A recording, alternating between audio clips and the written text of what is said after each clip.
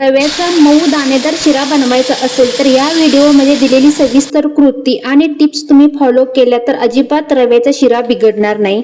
तर याकरिता मी कढईमध्ये तूप घेतलेलं आहे। तुम्ही यामध्ये अर्धी वाटी तूप आणि अर्धी वाटी तेल सुद्धा वापरू शकता। मी इथं 1 वाटी रव्यापासून शिरा बनवणार आहे, त्यामुळे 1 वाटीच्या रव्याच्या प्रमाणामध्ये 1 वाटी तूप घेतलेलं आहे। तूप चांगले वितळल्यानंतर चांगले तापल्यानंतर त्यामध्ये मी 1 वाटी जाडा रवा घातलेला आहे।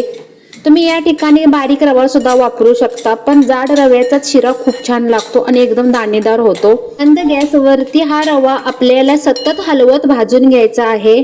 मी यामध्ये ड्रायफ्रूटचे तुकडे म्हणजे बदामाचे काप घातलेले आहे आणि त्यामध्येच मी व्यवस्थित मिक्स करून अगदी बदाम आणि रवा व्यवस्थित खमंग होईपर्यंत भाजून घेणार आहे।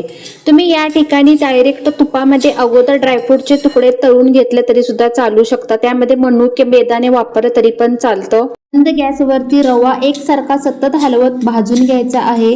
रवा जितका खमंग भाजाल तितकाच रवा स्वादिष्ट बनतो, पण जास्त करपवायचं नाही याची काळजी घेतली पाहिजे।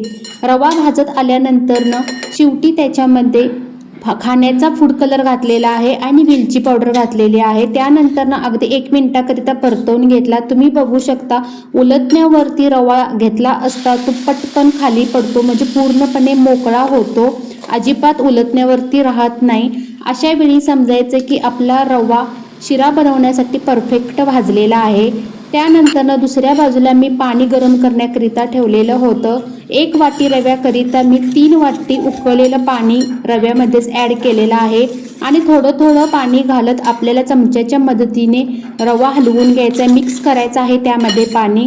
त्यानंतर त्यामध्ये मी अर्धी वाटी दूध घातलेलं आहे, दूध सुद्धा घालायचं आहे।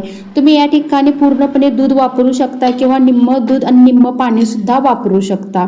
एकसारखं हलवून घेतलेलं आहे आणि झाकण लावून त्याची वाफ काढून घ्यायची आहे 2 ते 3 मिनिटाकरिता।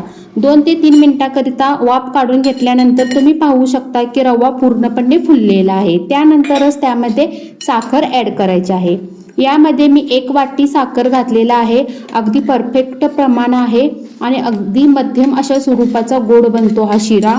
त्यानंतर साखर पूर्णपणे शिऱ्यामध्ये व्यवस्थित मिक्स करून घ्यायची आहे आणि मिक्स करून झाल्यानंतर गॅस बंद करून आपल्याला झाकण ठेवून 5 मिनिटं वाट बघायची आहे। 5 मिनिटानंतर तुम्ही बघू शकता की साखर पूर्णपणे शिऱ्यामध्ये ओढून घेतलेली आहे, म्हणजे पूर्णपणे वितळलेली आहे आणि आपला हा शिरा दाणेदार आणि मऊ असा शिरा खाण्यासाठी तयार झालेला आहे। तुम्ही बघू शकता की या शिऱ्याला कलर सुद्धा अप्रतिम असा आलेला आहे आणि खाण्यासाठी तर काय विचारू नका, भन्नाट अशा चवीचा बनलेला आहे।